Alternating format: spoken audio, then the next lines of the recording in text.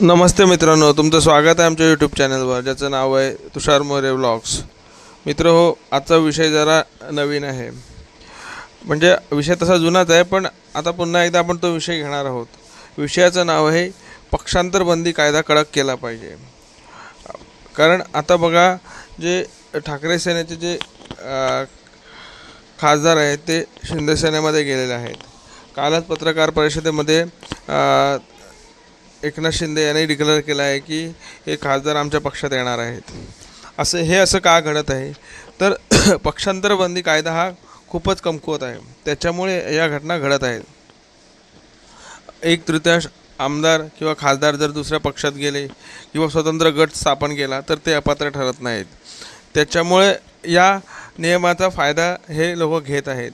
परंतु जर हा कायदा कडक केला असता किंवा म्हणजे जे खासदार ज्यांना पक्ष सोडायचा आहे त्याने आपल्या पदाचा राजीनामा देऊनच बाहेर पडावं, असा जर कायदा केला तर हे प्रकार आता याच्या पुढे थांबतील आणि आता असे प्रकार नंतर होणार नाहीत.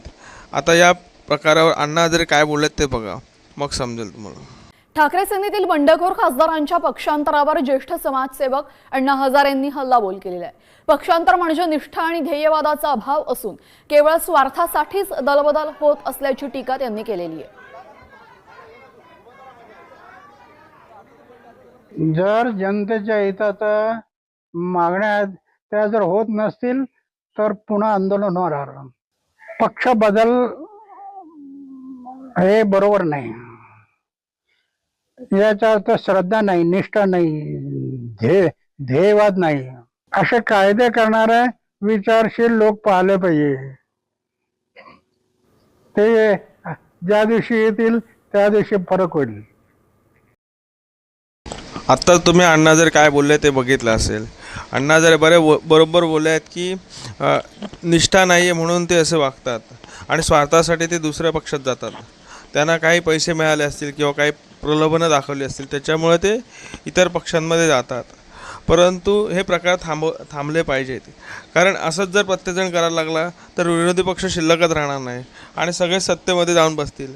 मग जनतेच्या बाजूने बोलणार कोण आणि सरकार विरोधात आवाज देणार कोण? हे प्रकार हे थांबले पाहिजेत. एकनाथ शिंदेने जे काल केलं आहे ते एकदम चुकीचं आहे. त्याच्यामुळे विरोधी पक्ष हा शिल्लकच राहणार नाही. ही वागणी त्याच्यामुळे जनतेच्या प्रश्नावर आवाज उठवणार कोण, ही फार मोठी समस्या आहे. धन्यवाद मित्रांनो, मी आता तुमचा निरोप घेतो. पुढच्या वेळी आपण एका नवीन विषयावर बोलू. जय हिंद, जय महाराष्ट्र, जय भारत.